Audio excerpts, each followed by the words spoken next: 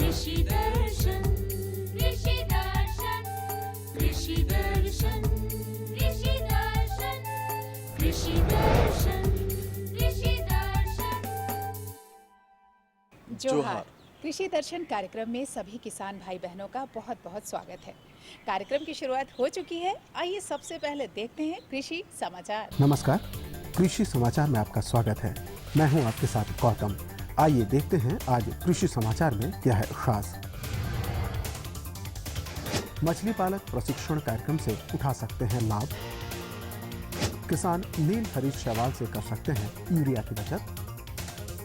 और फसल लगाने से पहले किसान जरूर कराएं मिट्टी की जांच।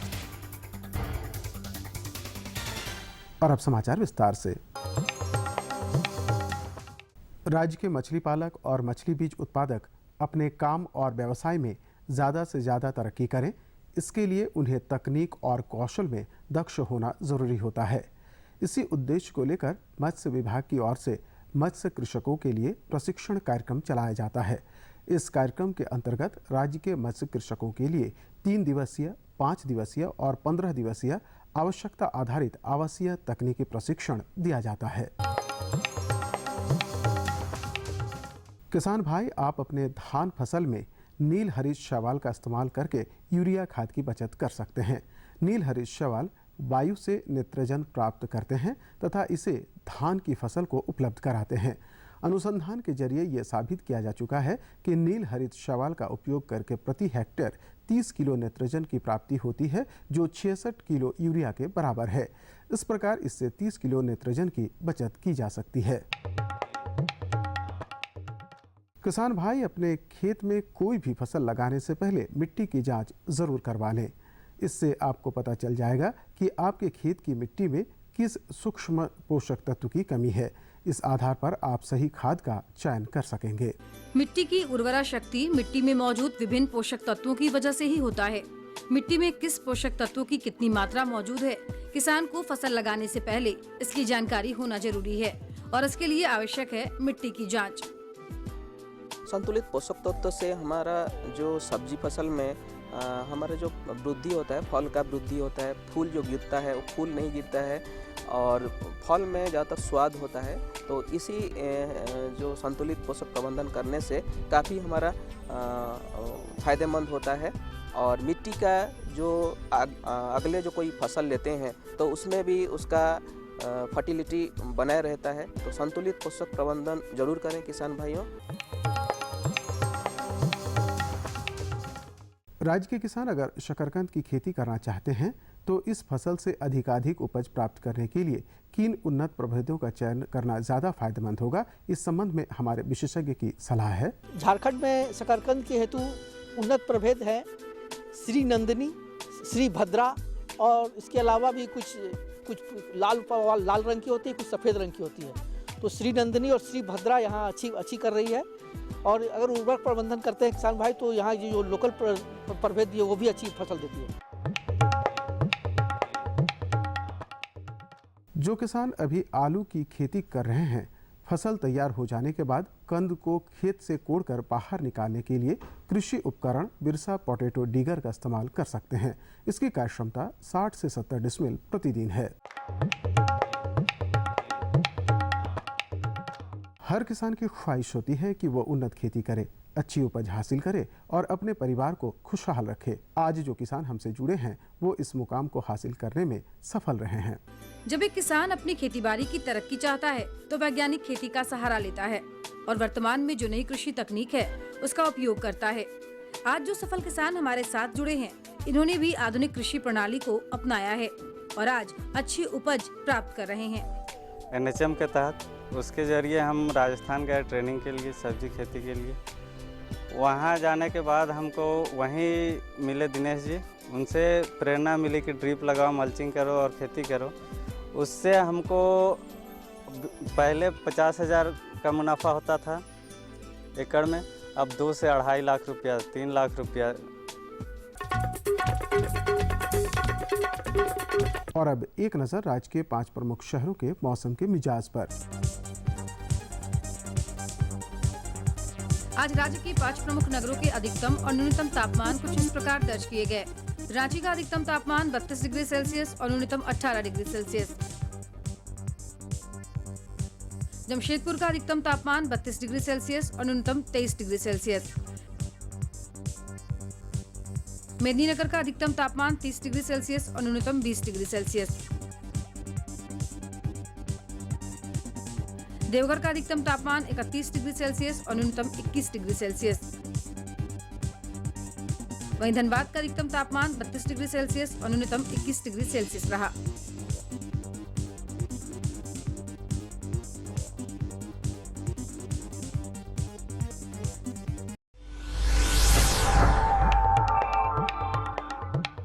और अब मंडी भाव में आइए नजर डालते हैं अनाजों के भाव पर। आज कृषि उत्पाद बाजार समिति पंडरा रांची में विभिन्न खाद्यान्नों के थोक भाव कुछ इस प्रकार दर्ज किए गए। चावल मोटा 1900 रुपए से 2200 रुपए, चावल मध्यम 2300 रुपए से 2600 रुपए, चावल उत्तम 3500 रुपए से 4800 रुपए, गेहूं 1650 रुपए से 1900 रुपए, चना 3300 रुपए से 3600 रुपए, दाल अरहर 7700 रुपए से 7800 रुपए, दाल मसूर 7100 रुपए से 7200 रुपए, दाल चना 4500 रुपए से 4600 रुपए, सरसों तेल 8800 रुपए से 1000 रुपए, चीनी 3200 रुपए से 3350 रुपए, आलू 500 रुपए से 1000 रुपए और प्याज 1600 रुपए से 1900 रुपए प्रति क्विंटल रहा। कृषि समाचार में आज इतना ही। अगले दिन अगले अंक में फिर मुलाकात होगी कुछ ताज़ा तरीन खबरों के साथ। तब तक के लिए दीजिए इजाज़त। नमस्कार, जोहार।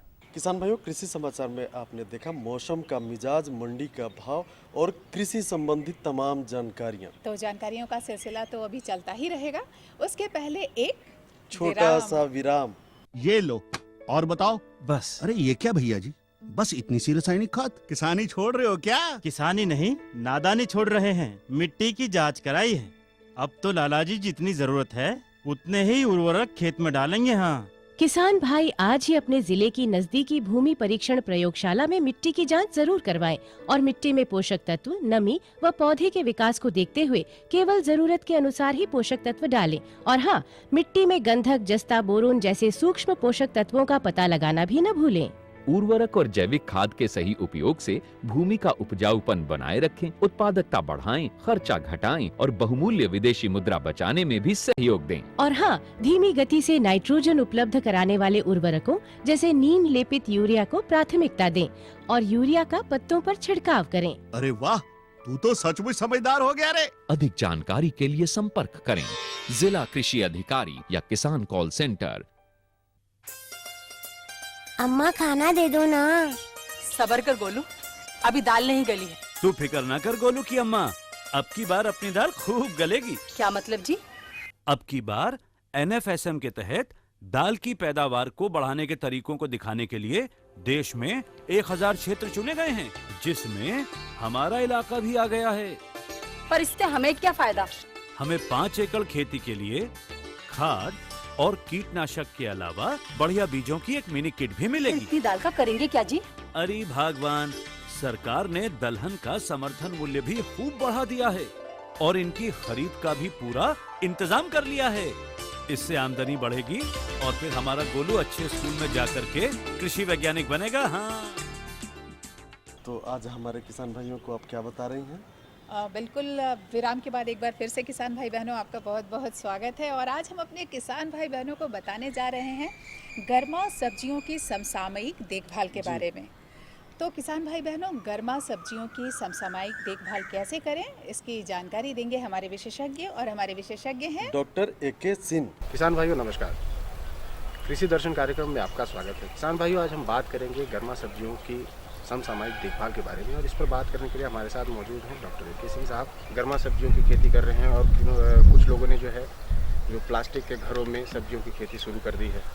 तो अगर हम इसकी समसामयिक खेती के बारे में बात करें तो किसान भाइयों को बताएं कि इसकी खेती वो किस तरह से करें, कैसे इसकी शुरुआत करें। देखिए, गर्मा सब्जियों की जब हम खेती की बात करते हैं और उनके फसलों की देखभाल की बात करते हैं तो अभी लगाने के समय गर्मा सब्जियों का शुरू हो गया है। जो किसान भाई सीधी बुआई करना चाह रहे हैं उनके लिए एकदम उपयुक्त समय है। तापक्रम दिन का भी अभी काफ़ी अच्छा हो गया है और रात का भी तापक्रम 20 डिग्री सेंटीग्रेड से ऊपर नहीं जा रहा है, तो अभी एकदम बुआई का सही समय है। लेकिन जो किसान भाई गर्मा सब्जियों की पौध पहले भी तैयार कर लिए होंगे प्लास्टिक के घरों में, या कुछ किसान भाई आगाध खेती के लिए प्लास्टिक की सुरंग में भी गर्मा फसलों की खेती करते हैं, तो उनमें तो अभी फरवरी के आखिरी अभी समय तक उनमें फल निकलने का भी अवस्था आ गई होगी। तो सबसे पहले हम सब्जियों का नाम बताना चाहेंगे जो कि इस मौसम में किसान भाई इनकी खेती करते हैं या करने की तैयारी कर रहे हैं। गर्मा सब्जियों में जो हमारी बेल वाली सब्जियां हैं सबसे मुख्य रूप से जानी जाती हैं। इसमें कद्दू, खीरा, झिंगी, नेनुआ, करेला, तरबूज, खरबूज, इन सब का एक बहुत बड़ा परिवार है। टिंडा भी इसी में आता है। इसके अलावा कुछ दूसरी भी सब्जियां जैसे टमाटर और बैगन की भी रोपाई किसान भाई करते हैं, जो कि गर्मा मौसम में 2 महीने के बाद तुड़ाई शुरू हो जाती है, उनके भी पौध लगाने का समय है। और भिंडी एक जो प्रमुख सब्जी की फसल है, गर्मी के मौसम में उसके दाम भी अच्छे मिलते हैं। और अभी तो जैसे हम देख रहे हैं कि बहुत सारी हमारी सब्जियां वेस्ट बंगाल और हमारे उड़ीसा से हमारे झारखंड में, रांची में भी आना शुरू हो गई हैं, तो भिंडी के भी लगाने का एकदम सही समय चल रहा है। तो इन्हीं सब बातों पे हम लोग आज सामूहिक रूप से किसान भाइयों से चर्चा करेंगे कि इनकी खेती कैसे करें और इनका देखभाल करें कि अच्छी आमदनी प्राप्त हो। सर, तो इसी से संबंधित सवाल है आपसे कि जो लत्तेदार सब्जियां हैं या बैगन है या टमाटर है या भिंडी है, तो इन सबको लगाने में किन बातों पर ध्यान देना चाहिए किसान भाइयों को मुख्यतः? जी, सबसे पहले हम खेत की तैयारी की बात करते हैं तो मिट्टी को 2-3 बार अच्छी ढंग से जुताई करके करीब हम लोग 200 टन प्रति हेक्टेयर की दर से गोबर की खाद की संस्तुति करते हैं। अगर गोबर की खाद किन्हीं कारण से नहीं मिल पा रही तो केचुआ की खाद की सिफारिश हम लोग करते हैं। चूँकि हमारे झारखंड प्रदेश की मिट्टी अम्लीय है, इसलिए हम लोग चूना का भी प्रयोग करने की बात करते हैं। तो चूने का भी प्रयोग करने से हमारी अम्लीयता सुधरती है और बहुत सारे पोषक तत्व जो कि घुलनशील फॉर्म रहते हैं पौधे की जड़ों को आसानी से मिल जाते हैं। तो खेत की तैयारी करने के बाद अगर हम बेल वाली सब्जियों की खेती कर रहे हैं तो उभरी हुई क्यारियों बनाते हैं और लाइन से लाइन की दूरी करीब 2 से 2.5 मीटर और पौधे से पौधे के बीच की दूरी हम लोग करीब 50 से 60 सेंटीमीटर लत्तेदार सब्जियों के लिए। अगर भिंडी लगाना है गर्मी के मौसम में तो लाइन से लाइन की दूरी हम लोग 40 से 45 सेंटीमीटर और पौध से पौध की दूरी 10 से 15 सेंटीमीटर रखते हैं, क्योंकि गर्मी के मौसम में भिंडी के पौधे की बढ़वार बहुत अच्छी नहीं होती है। तो इस मौसम में लाइन से लाइन और पौध की बीच की दूरी कम ही रखी जाती है। तो इसके बाद हम इनकी किस्मों के बारे में किसान भाइयों को बताना चाहते हैं, क्योंकि जब भी हम खेती करने की बात मन में आती है सबसे पहले उन किस्मों की चर्चा सबसे पहले नंबर 1 पे आता है। क्योंकि अगर किसानों को हमारे अच्छे किस्म के बीज मिल जाते हैं तो आधी समस्या उनकी अपने आप खत्म हो जाती है और अपने फसल से अच्छा लाभ कमा पाते हैं। तो सबसे पहले हम खीरा की बात करते हैं, जो कि गर्मा मौसम की एक प्रमुख सब्जी की फसल है। खीरा में हमारे इस अनुसंधान केंद्र प्लांडो से स्वर्ण नगेती, स्वर्ण शीतल और स्वर्ण पूर्णा 3 सामान्य किस्मों का विकास हो गया है, जिसका कि बीज भी यहाँ से किसान भाई प्राप्त कर सकते हैं। अगर हम करेले की बात करते हैं तो अर्का बहार एक बहुत ही पुरानी किस्म जो अभी भी चली आ रही है, उसकी सिफारिश हम लोग कर रहे हैं किसान भाइयों को। और नेनुआ में स्वर्ण प्रभा बहुत ही अच्छी किस्म है। और झिंगी की बात करते हैं तो स्वर्ण मंजरी और स्वर्ण उपहार बहुत ही उन्नतशील किस्में हैं। हमारे झारखंड प्रदेश के किसान तरबूज की खेती भी करना शुरू कर दी हैं, तो इसमें अर्का मानिक एक बहुत ही अच्छी किस्म है। इसके मतलब फल काफ़ी मीठे होते हैं और उपज भी अच्छी मिलती है।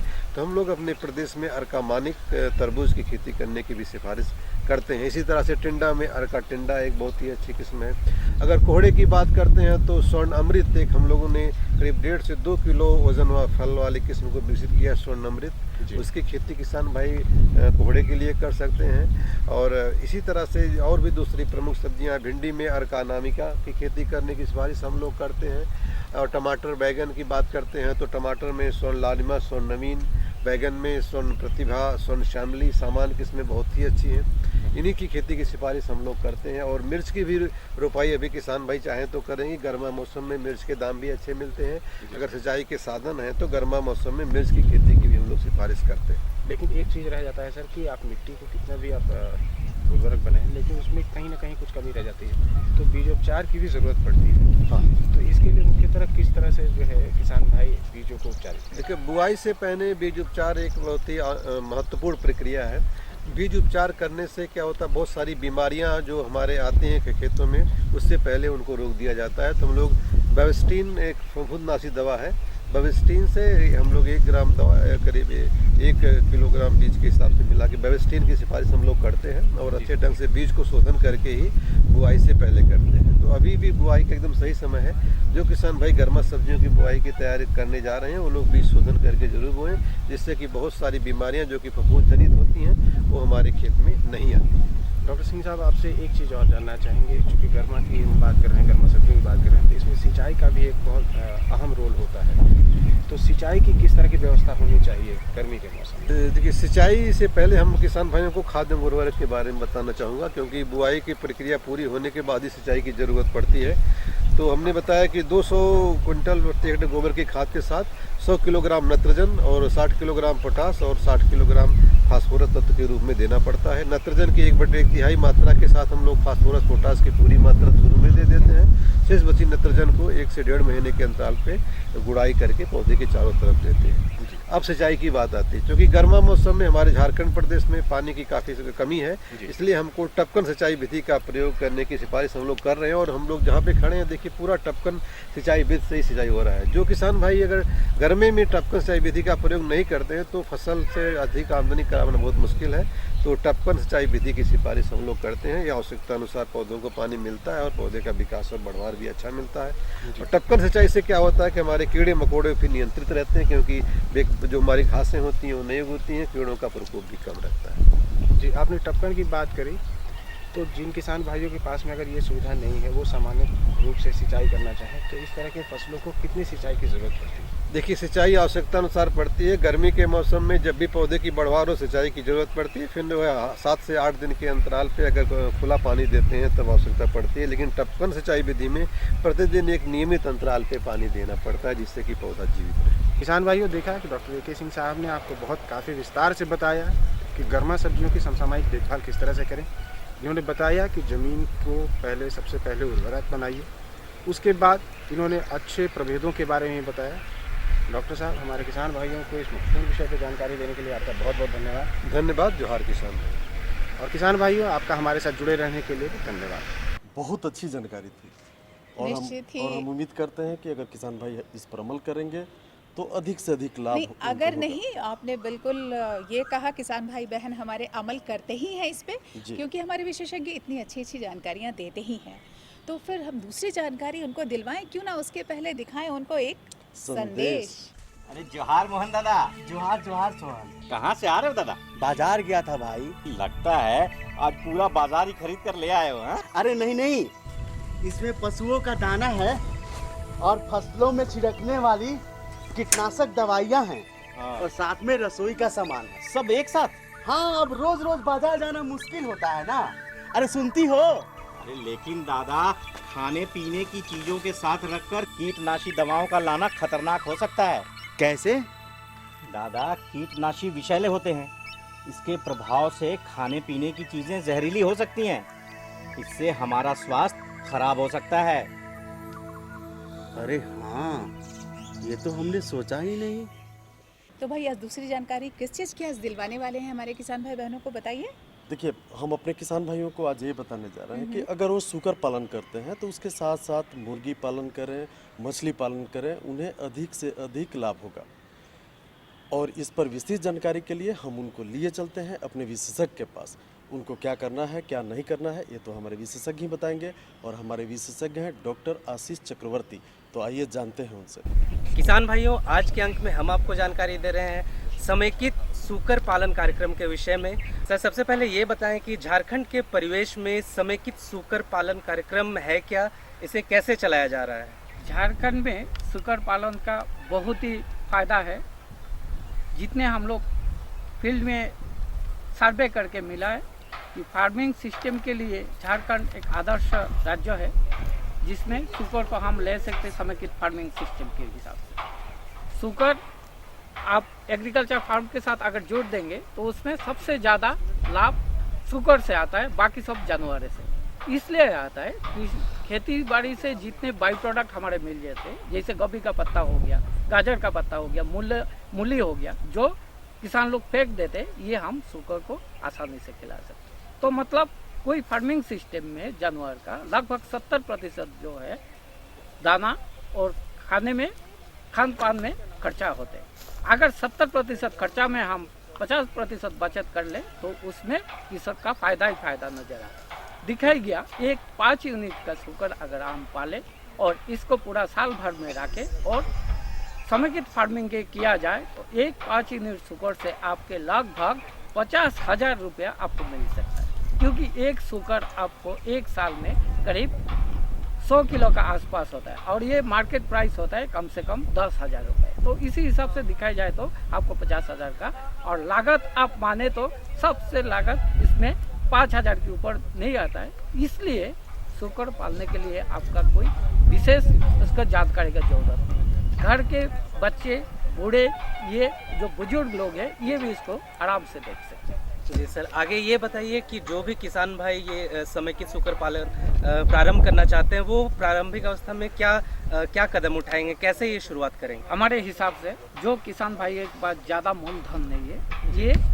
शुरू करे सिर्फ 2 शुकर से, एक मेल ले ले और एक फीमेल ले ले। इसी में एक साल में, क्योंकि शुअर का जो उसका गर्भावस्था रहता है 114 दिन से होता है और एक बार में 7 से 8 बच्चा आपको मिलता है। तो एक बार शुरू कर दे इसको 7 या 8 महीना का शुगर का ले ले तो उसको उसी टाइम में प्रजनन करने के लिए तैयार हो जाएंगे और प्रजनन कराएंगे तो उसको एक साल में आपको 7-8 बच्चा मिल सकता है। मतलब 2 साल में आपके 3 क्रॉप मिल सकता है और हर एक क्रॉप में कम से कम 5 से 6 बच्चा आपको, तो 1-2 साल में कम से कम 18 बच्चा आपको मिल सकता है। तो उसी हिसाब से अगर शुरू करें एक फार्मर तो छोटा से तौर से शुरू करें तो उसको आगे 2 या 3 साल से उसके बहुत ही लाभदायक हो जाएगा, उसके बाद बहुत ही शुकर हो जाएगा और इस बिजनेस को आगे बढ़ा सकते। जी, और हम ये जानना चाहेंगे सर कि जो भी किसान भाई ये समेकित शुकर पालन कार्यक्रम जो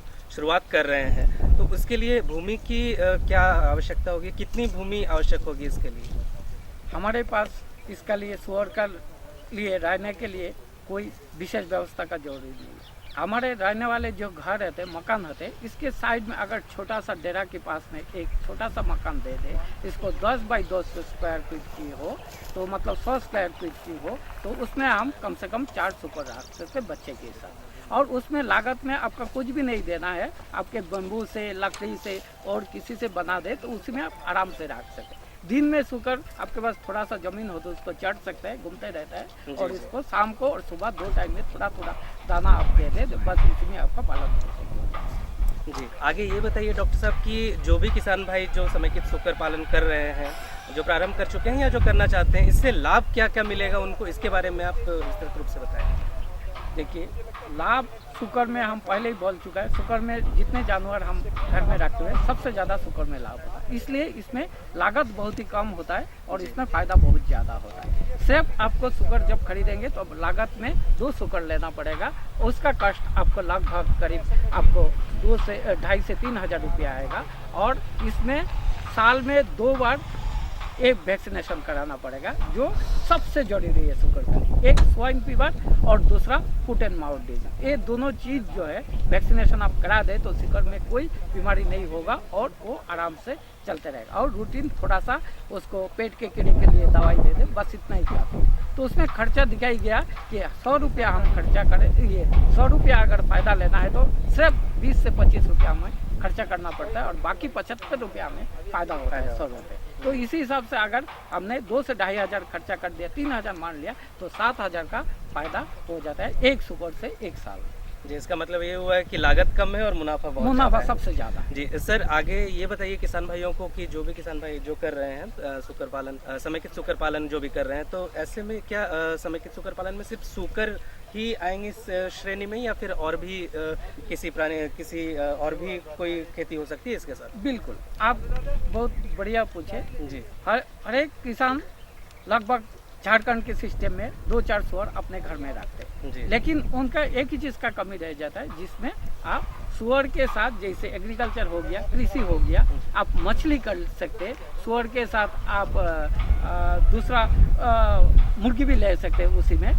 तो उसमें सिस्टम में होता है क्या, एक दूसरा का जैसे सुअर का जो मल मूत्र होता है एक खेत में खाद के तौर से इस्तेमाल कर सकते हैं और खेती बाड़ी में जो बाई प्रोडक्ट होता है, जैसे पत्ता हो गया, गोभी हो गया, मूली हो गया, उसका शकरकंद हो गया, इसको आप सुअर को खिला सकते हैं। तो इसमें समेकित फार्मिंग सिस्टम हो जाता है और उसमें एक दूसरे के परिपूरक होने के नाते इसमें ज़्यादा फायदा हो जाता है।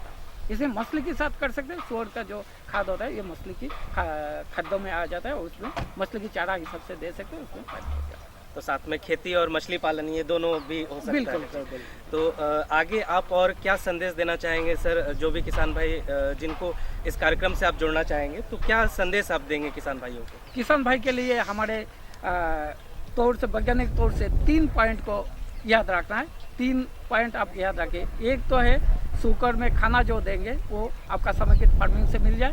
दूसरी बात है इसको साफ सुथरा रखिए और साल में 2 बार वैक्सीनेशन कराएं। और तीसरी बात है इसका जो ब्रीडिंग के टाइम में आप ध्यान दें, टाइमली ब्रीडिंग कराएं, इसको मतलब प्रजनन कराएं। तो आपके और कोई चीज़ों में ध्यान नहीं देना है। 3 सिस्टम को कर दिए तो आपको उसमें फ़ायदा ही फ़ायदा है। किसान भाइयों, आपने देखा कि हमारे विशेषज्ञ ने आपको झारखंड के परिवेश में समेकित सूकर पालन के विषय में आपको विस्तृत जानकारी दी। हम आशा करते हैं आपने इन सभी जानकारियों को ध्यानपूर्वक सुना होगा और हम आशा करते हैं कि आप इन सभी जानकारियों का लाभ उठाएंगे।